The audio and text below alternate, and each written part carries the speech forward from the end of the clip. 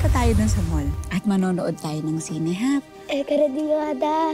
Ekaradyo. Gaya.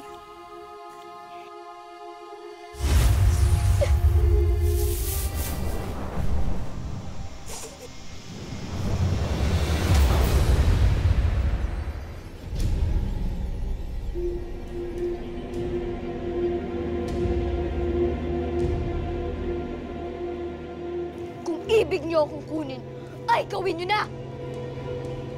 Wala nang halaga sa akin kung makulong man ako sa balak!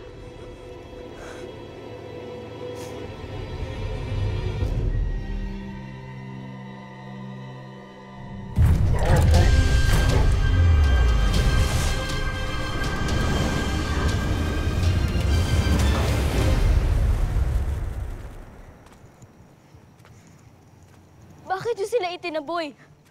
Hinayaan niyo na lamang sana sila!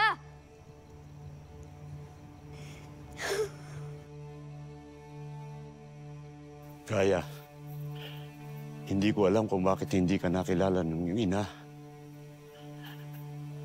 Ngunit huwag ka muna magdaramdam sa kanya.